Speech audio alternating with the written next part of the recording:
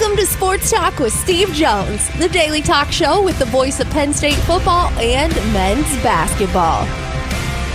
You never know what special guest may stop on by any given day. Now here's the man of the hour, Mr. Steve Jones. All right, great to have you with us. We count down to the Olympic trials, and we start out with we want to thank Goodwill for your outfits.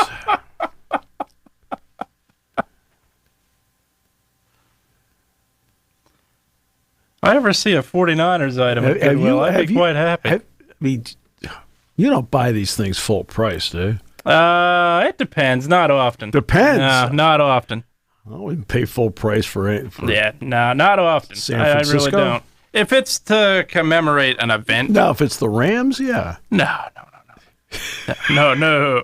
Chiefs? No Rams, no Seahawks, no Chiefs. My goodness, no Chiefs. I did have a smart blankety blank drop off a Pat Mahomes Super Bowl shirt at my front door. Oh, brother. I'm thinking, are you kidding me? Not only beat him once, beat him twice. Yeah. So,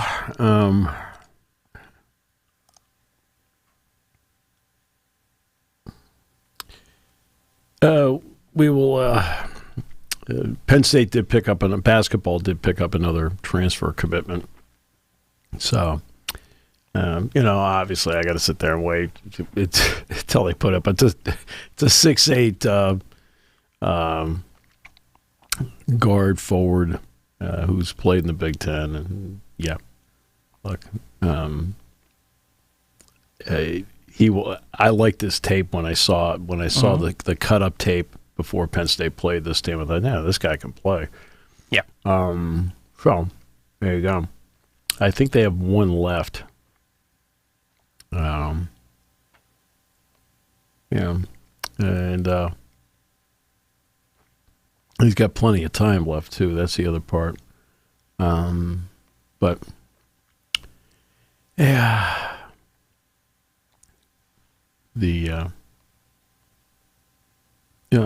it's a process to it. I think they've had 4 guys visit in this transfer portal window. They got 3 out of the 4. Now, how about that? Yeah. I think they've had 4 guys visit, and I think they've been able to get 3 out of the 4. Yeah. I mean, that's pretty good. And they've added size. Yeah, They've added 6'11". They've added 6'8" power. Yeah. They've added 6'8", 2'3", and I mean that's what they've had. They need to go with the recruiting class. Yeah. Remember, this goes with the recruiting class that has 4 guys in it. Mm-hmm.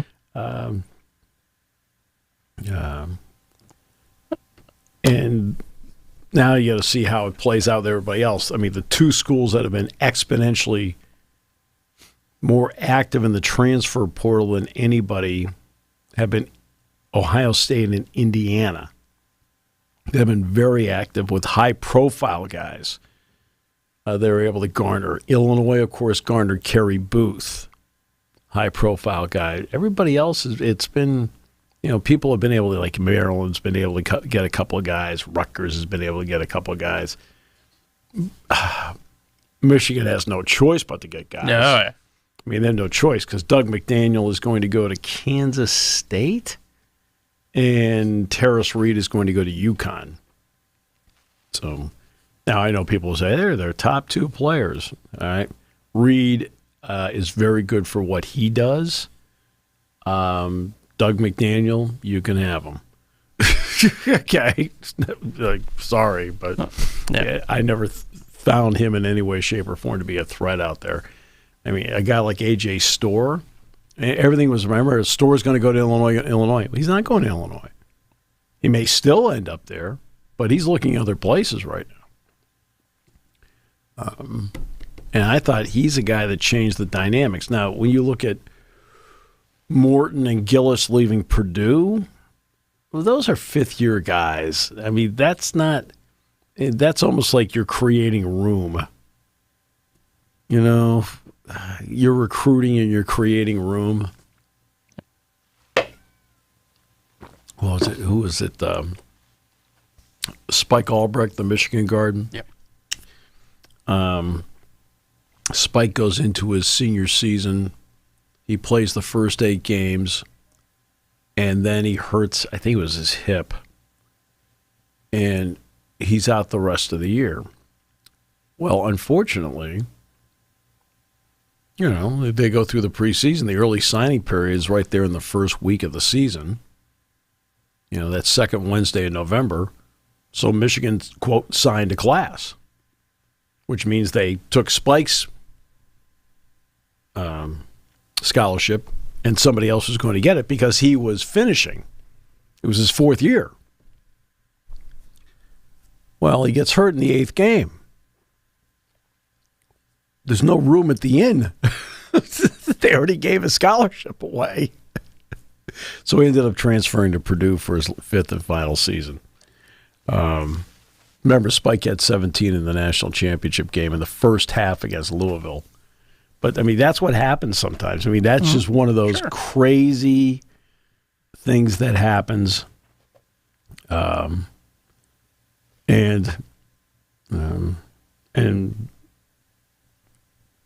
that's just complete circumstances. But when you bring in guys from last year, the ones that are staying, couple that with 4 freshmen coming in, you're now in the process of building a program as opposed to being the United Nations here. That's true. Cobbled together. You're starting now with the semblance of a program. People that are, because, keep in mind, 2 of those guys have been with them the entire time, this staff, of the transfers that came in.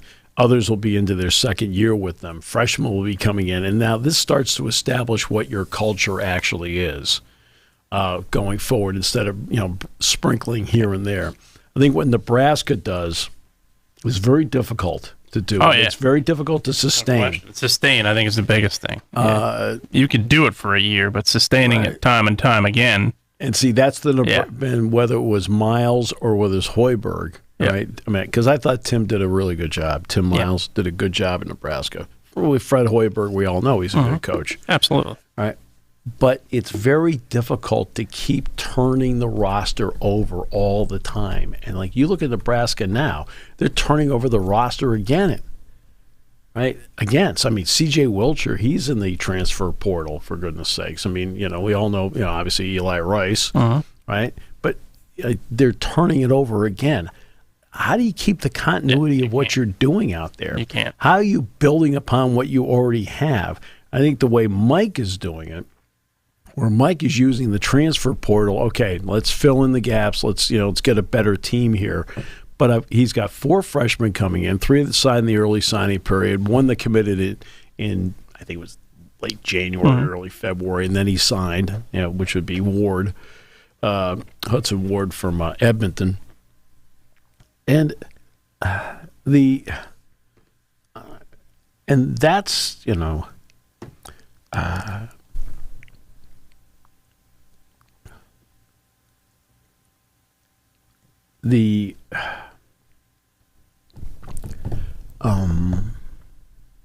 that's what you need to do. I know there's so much change in college basketball because you can change a roster over so fast. But, for example, look at, that's why I talked about the teams in the Final Four. Now, they're all different. In NC State, all 5 starters were transfers. Okay. But 4 of the 5 starters for Purdue came through the system. 3 of the 5 starters for UConn came through the system. NC State had all 5 transfers, and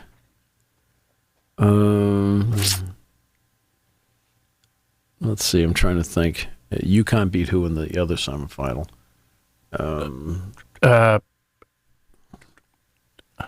Alabama. I think Alabama had. They had at least one transfer. Yeah. Oh no, they definitely had one transfer. Yeah. But I think they had Carolina. I think they had 3 out of 5 guys were homegrown, something like that. Yeah. Right. But so everybody's built differently. But who has had sustained success? Purdue has had sustained success. Sure. UConn has had sustained success. Has NC State? No. No. Now, Alabama, to its credit, has been pretty good the last few years. Yeah, they have, and they've overcome coaching changes ever too. since Nate Oates came in. Yep, absolutely. They have been. Yep. And I think there are different ways to build. Yeah. But I think at a place like Penn State, the James Franklin model, the Cale Sanderson model, which is pretty much the model Mike Rhodes is going with. I recruit my team. I find out what I need. And then we go into the transfer portal. Okay? So Bernie Truax comes in, right? And joins Brooks, Kirkfleet, Levi Haynes. You know, right? They're very selective about where they go in the transfer portal with Penn State wrestling. James is very selective in the transfer portal for Penn State football. Now, they've hit big. Chop Robinson is going to be a first-round pick. Arnold Ebiketie, tremendous. Yeah. Johnny Dixon is a terrific player as to what he was able to do. I was on the Giants podcast. They asked me about Hunter Norzad on the podcast, and I talked about how smart he is, being a Cornell grad, but the fact that he could play the 3 interior spots, both guard spots and center, which is valued in the NFL because they only carry 8 offensive linemen for a game. I think the 49ers only carry 4 based on the Super Bowl. 4 would be a stretch. It's 2.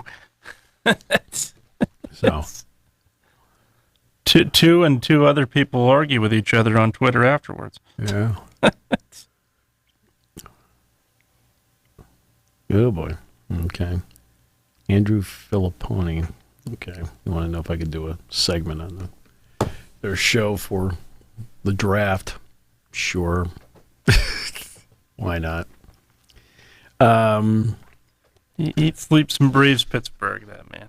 Andrew? Yes, sir. Andrew's fine. He's a good guy. That's fine. No, Yes, like I sir. said, I did the Giants podcast the other day. I mean, the team podcast. And I think that the building of a team, You have to go. you have to be selective in the transfer portal to fill Absolutely. gaps. Okay, Julian Fleming fills a gap. Yeah. All right, which is important.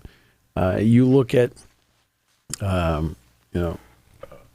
guy like, even Trey Potts filled a gap in a role last Absolutely. year, and I like Trey. I think Trey, I think Trey had the experience, too, I think, but which helped Trey a ton. Potts is a good football player. Good football player, had the experience, was a local guy. I think that's another AJ big Harris part of it. and Jalen Kimber fill gaps. Yep. Right? Because you want to stay older. Now, Harris is a sophomore, right? Kimber is a senior. Yeah. But, it allows you to just throw some experience and athleticism out there at those 2 spots there. That's important. That helps you fill gaps.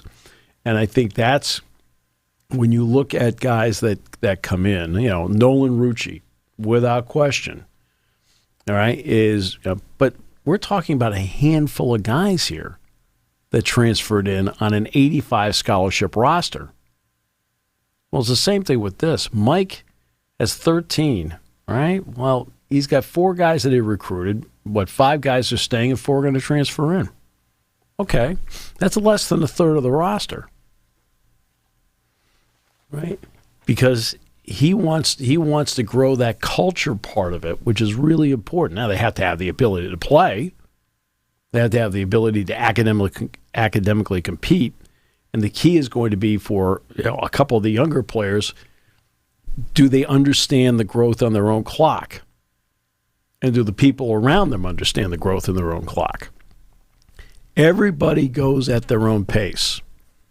Right? I look at you. mean, That's right. I mean, kind of like a snail. But I mean, still, Right. eventually, It beats a sloth. eventually you get there. That's right. We're still waiting at the finish line, but eventually you get there. But everybody goes at their own pace. They develop at their own pace. I mean, it's a jump from high school to college. It's a Absolutely. chasm from college to the NFL. So next week when the draft comes up, we'll be able to get into that a little bit more. But that's really important that people understand their pace. Now, nobody's patient. A player goes in, they sign with Penn State. They want to play right away because they think they can play right away. And I got that.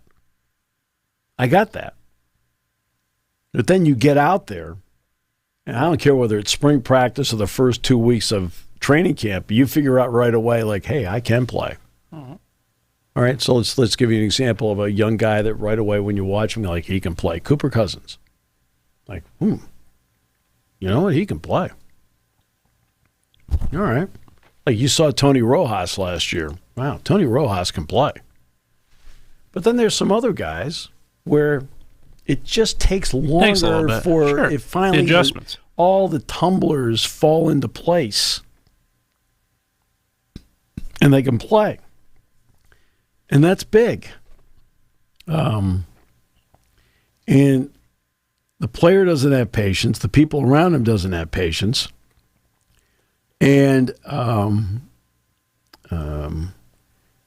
the other part is that sometimes the coaches don't have it. And the coaches have to develop patience and understand that. They have to see something, right? They have to see something in them saying, you know what, they're going to get there. They're going to get there. And I think that's important, that people look at it and they see, hey, look, they have a chance to get there. It may be in year 2, could be in year 3, right? You're hoping it's not year 4. Yeah, right? That's true. Because at that point, like you've been waiting, but if they can help you, they can help you.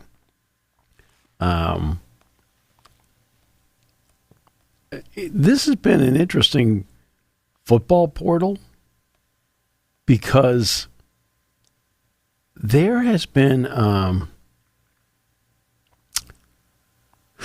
there's been some movement. No, I'm talking about nationally. But so far, not as much. Now, part of that may be because some spring games are this weekend. Right. And so there could be some individuals out there really waiting until their spring game is over with. But there are more spring now. The reason Penn State's spring game is not this weekend is because of the Olympic trials. Okay. That's why this entire portal calendar makes no sense at all. Zero. Makes no sense. Who comes up with this stuff? I mean, why can't the portal opening be May 1 to May 15? Like when everybody knows everything's over, your semester's almost over. Semester's almost over. That's the most important part. Yeah. Who came up with this? Let's go April, what was the first day? The 15th, 16th? Monday. So, yeah. Yeah, it was April 15th, right? Who comes up with that? There's spring games this weekend. Now, I know Penn State's done, Michigan's done. I don't know. Did Michigan have its spring game? I don't know. Normally theirs is earlier, but not this time. But Ohio State's had their spring game. Theirs Saturday. Yeah. But there's, I know Alabama had its spring game. But there are spring games this weekend. Who comes up with this stuff? Michigan's is this weekend. Who sits down in an office and says this is a good idea? It makes no sense. No. Like none. Same thing with when the college basketball transfer portal. Okay, was at the end of as soon as the NCAA tournament field is announced, the portal's open. Okay, really? Well, I got 68 teams over here, plus there's another 32 playing in the NIT, or next year 16 in the whatever the Fox tournament's called. I'm telling you, the Fox tournament, it's gonna that could be a real tough one for the NIT to absorb. Yeah, I do. Yep. That's I just agree. me. I That's agree. Just, especially all 16 teams. You are not playing to get to Las Vegas. You're all going to Las Vegas. Yeah. Oh, yeah. Right. I mean, it's your town. That's right. Right. That's right. I mean, you walk into the Bellagio, there's a room dedicated I know. to you. How about it? I'll tell you what. Usual table. I'll tell you. They love you. They do. They do. And it's like, that's why I never see you in jackets and ties. You don't have the money for it. No. Heck no. No. So I don't even think I'd be buried in a suit. And I saw John Rothstein yesterday about the Sunshine Slam. That is, he put down, it was Clemson, Penn State, San Francisco, and Keith Urgo's Fordham team. And that would be Thanksgiving week. It would be Monday, the 25th and 26th of November. So it's Monday, Tuesday. As I said yesterday, admittedly, when I was down in Jacksonville and Daytona 10 days ago, speaking to them, yes, I told them about it. I said, because I said, look, here's a ticket opportunity for you here. Yep. The tickets go on sale. You can come and watch Penn State play at the beautiful Ocean Center. Yeah, the Ocean Center. Flown over Daytona? I've never been there. Never been to Daytona? Oh, that was the first time I was ever in Daytona. I have flown over the Speedway. I like the Speedway. Well, the airport's right next to the Speedway. Yep, that's probably explains why then. Right. Yeah. The airport is literally next to the Speedway. I spoke there at the Chart House right on the water at the harbor where there were a couple of yachts there that were bigger than your apartment. That's about right. Like, holy, I mean, I don't mean your apartment, I mean the complex. Oh, complex, that sounds about right. I kind of stood there and went, you bought that, huh? Wow, holy mackerel. I always get a kick out of this. Is my summer one. This is my winter one. Really? Yeah, wow. But on the way over, because I had a car. Yeah. And so when I drove over, and the route took me literally, like I saw I've never had seen the Daytona Speedway before. Yep. And I looked over and went, hey, how about that? Yeah. That's pretty nice. And yeah, but it's going to be there. And I think this arena is right next to the water. Nice. I'm pretty sure. Yeah, nice. I like it, and the schedule worked out right too, because I was.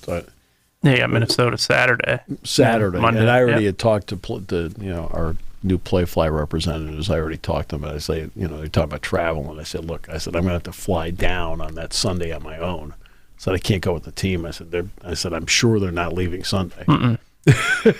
No.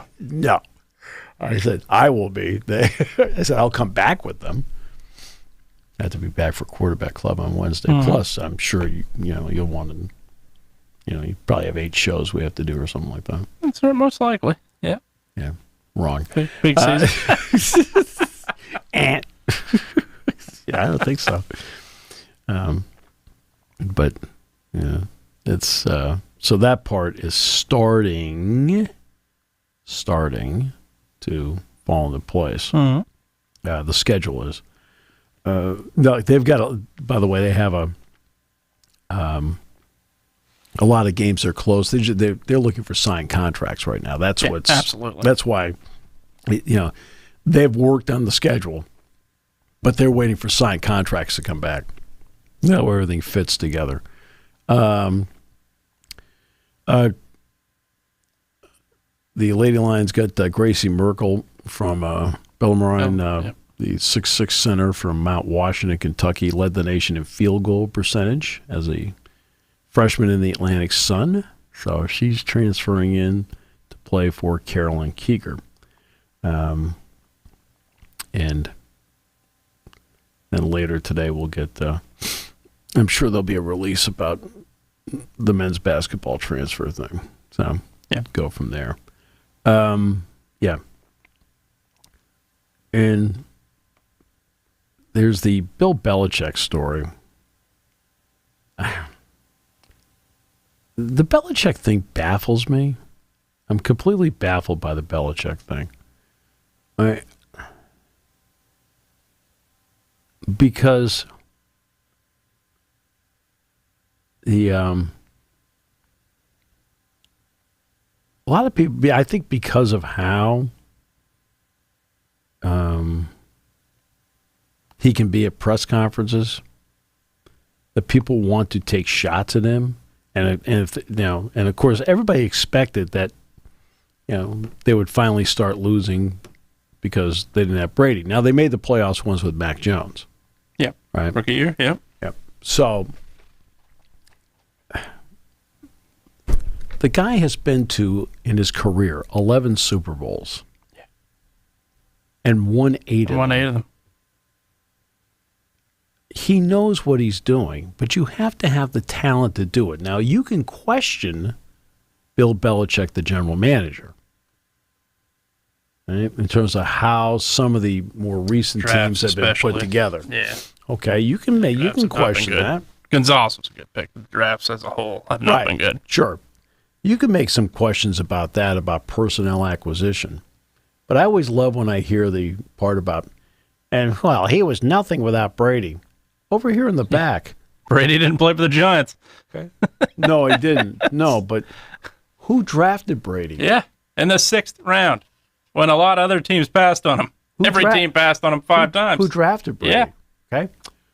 When Drew Bledsoe got hurt and Brady ascended to being the starter, who stuck with Brady in there? Absolutely. He did.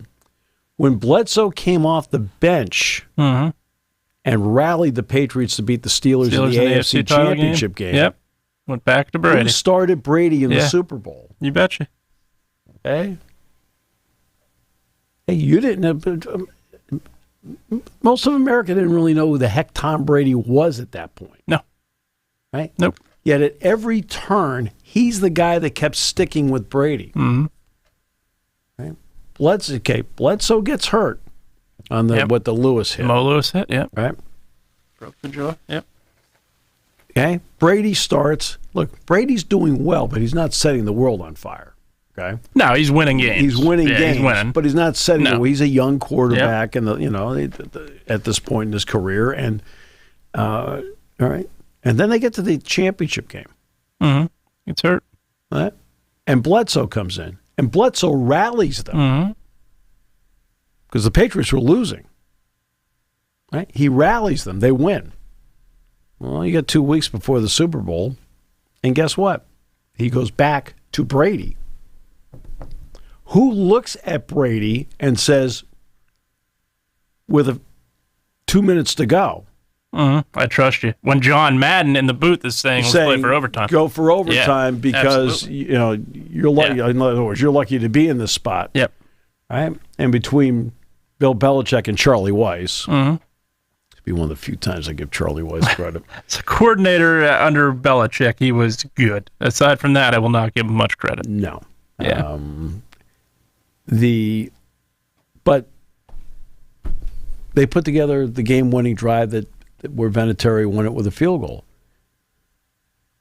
Again,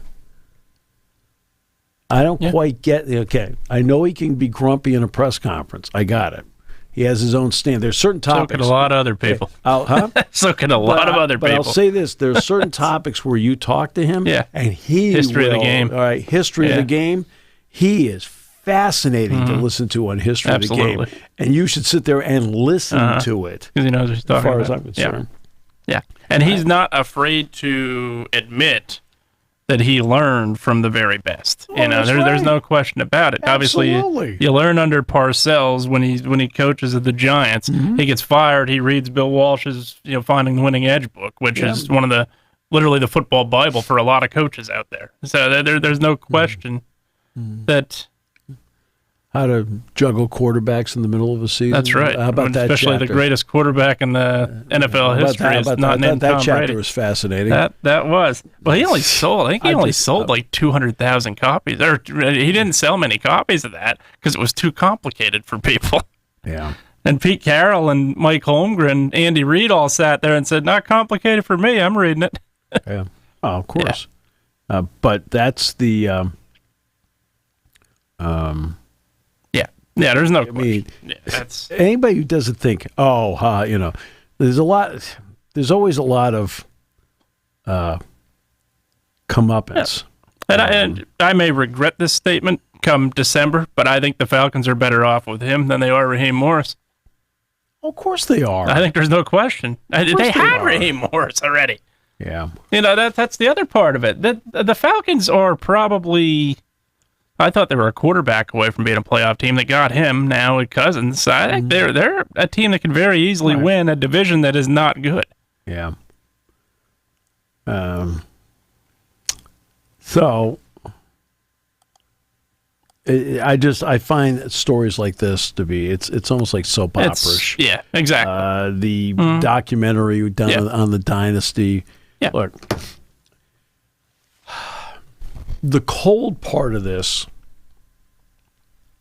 is something we've talked about many times, and this is the business of it. Yeah. It goes back to your hero, Bill Walsh, who won half as many Super Bowls as Bill Belichick. That's right. Half. Half or not even half? Belichick win 8 or not? Well, Belichick won six and then 2. Patriots and 2 of the Giants. So it is 8. So it is half. Yeah, half. Your guy. Both guys should have had undefeated seasons. No. Obviously Belichick lost that Super Bowl, and Walsh lost that game where god awful call against the Steelers in 84.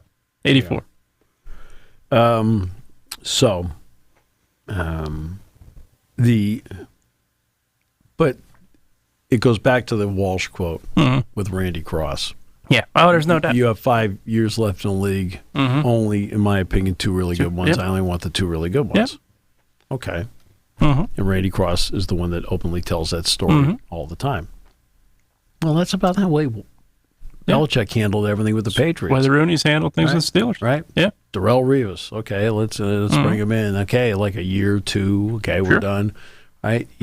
Randy Moss, year or 2. Right. Yeah. Got the best out of him, and then they moved on to somebody else. Yeah. And it really was the same way that he looked at Brady. Okay, Brady got to a point like he kind of felt like, okay, how many years you want to commit here? And he just he won a Super Bowl. Yes, Brady won a Super Bowl. Yeah.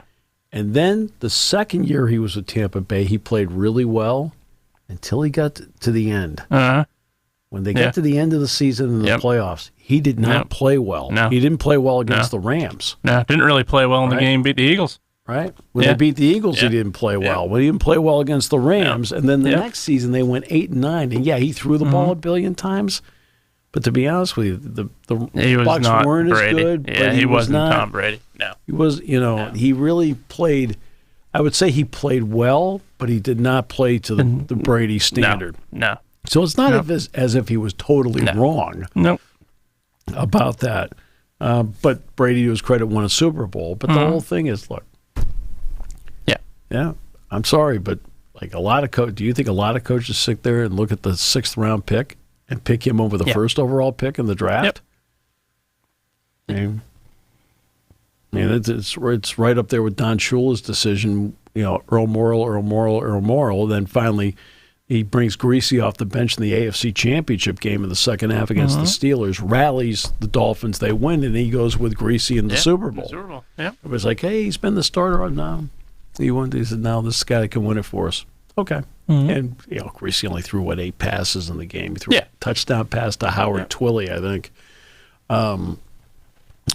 But same thing, again, Brady comes in, plays, okay?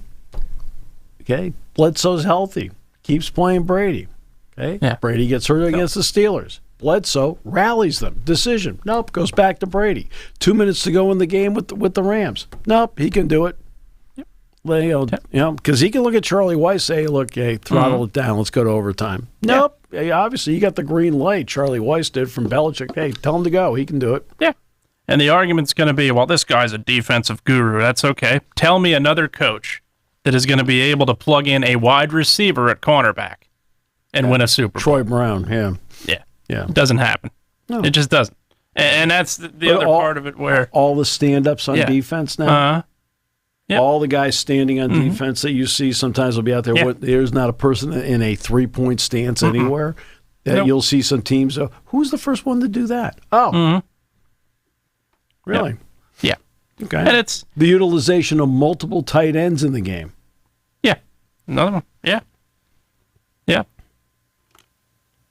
Absolutely. And it's also, you look at it, I hate to use the cliche big picture, but you see this with dynasties all the time where you're together long enough, egos are going to clash, and it's what happened with Kraft and Belichick. It's what happened with that to an extent with Brady and Belichick. It happened in Chicago. It happened with Jordan and Krause. It happened with the Phil Jackson and Jerry Krause. It's stuff that happens with dynasties that are together for a long time, and it goes on. Yeah. Then last night in Tempe, the Arizona Coyotes beat the Edmonton Oilers 5-2. No Connor McDavid last night.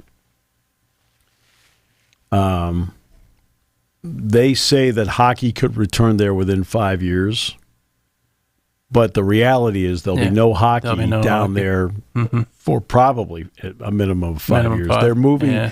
They are going now. They haven't announced it yet, but they're going to move to Salt Lake City, and the announcement can either be later today or tomorrow. Yeah, and it's been crazy. The new owner will be Utah Jazz owner Ryan Smith. He's expected to buy the franchise from Alex Morello for $1.2 billion. Oh, they're worth $1.2 billion. What's the expansion team in the NBA?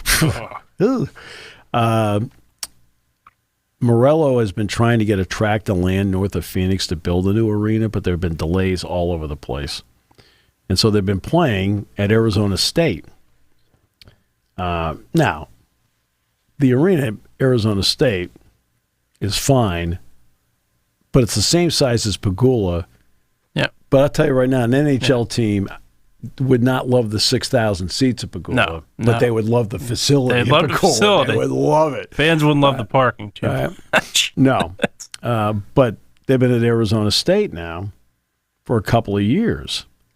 They say if they can build an arena because of the market, that they can get an expansion team.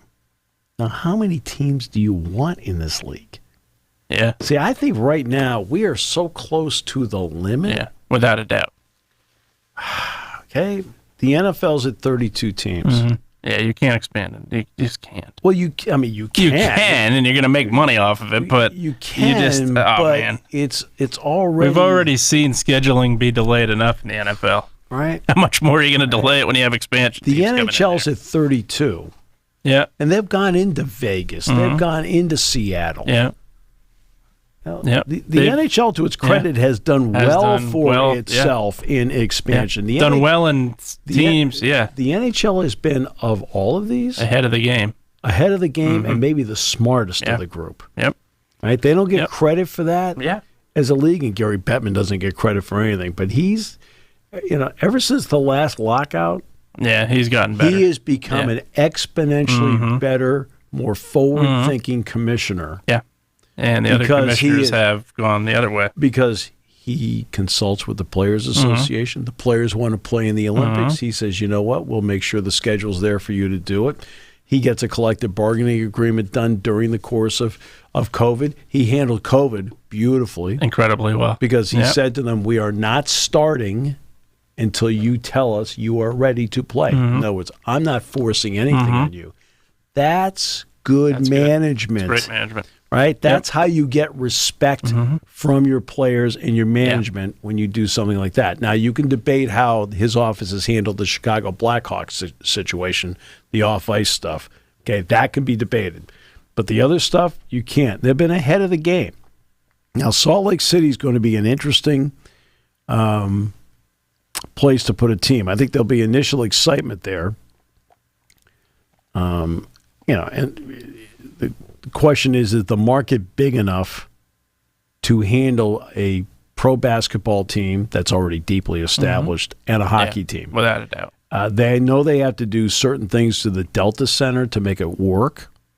I know in doing a couple of, as you know, I've done several games in the Barclays Center. Well, there was a period of time when I was doing games in the Barclays Center when the Islanders were actually there. And it's like, you look at it like, I don't know. It doesn't, Yeah. I remember going in there to do games before the Islanders were there, and somebody said, hey, they may bring hockey in here. I says, how? Right? And then they did, and it's where the Islanders are now. They are not in the Barclays Center. Okay, they're back out by Belmont Park. So they do have to do some things to the Delta Center to make it work. And then you go from there. Your Sixers lucked out last night. Jimmy Butler got hurt. Jimmy Butler got hurt. Yeah. In fact, he is expected to miss weeks. Yeah. Because of the torn MCL.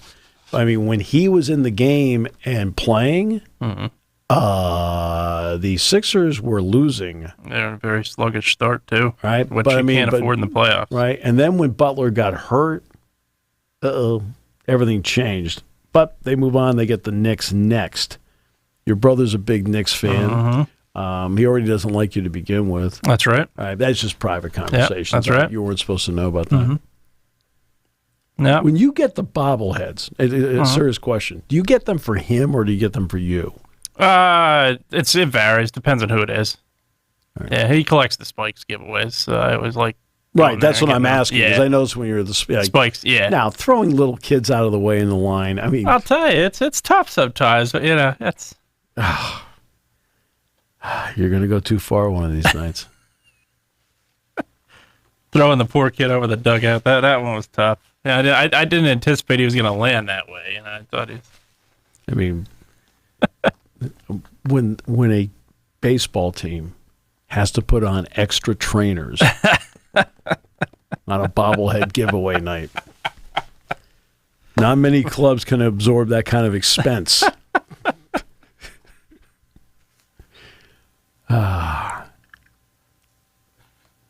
Yeah. But the Reading Phillies gave out a Harry Callis, probably 2009 or so. That one was for me. I went early for that one. Jack loved working with Harry Callis. Oh, Harry was. Yeah, he did because Jack did some Westwood games with Harry. Really liked them. So. And then Harry and Whitey one time, both, and that was. That actually was. It wasn't long before he died. It was 2007. 2 years. 2 years. 2007 is when I met Harry, but Whitey was Cardinals Phillies game. I can't even remember the year. It was years ago. I was a kid. He signed like my lunch bag. I still have it somewhere. Signed your forehead. No. This was like the lunch bag giveaway. He said, "Hi, little fella," and signed it for me.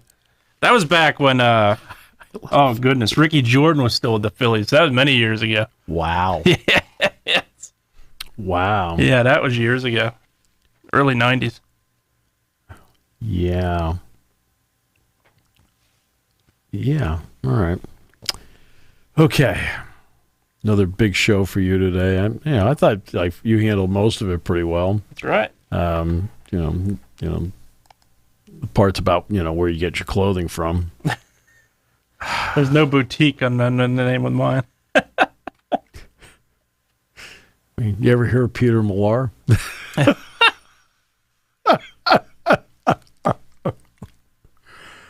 All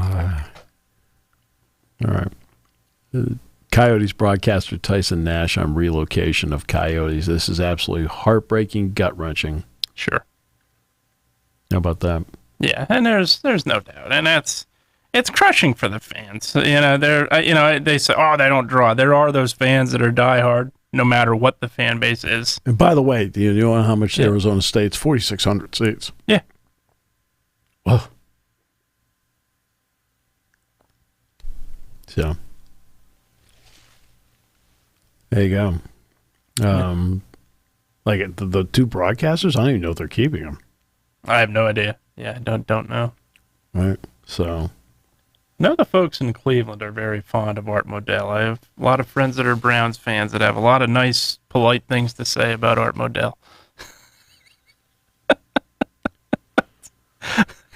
Can't repeat absolutely any of them. Oh, boy. Okay. That ought to wrap it up today with that kind of insight.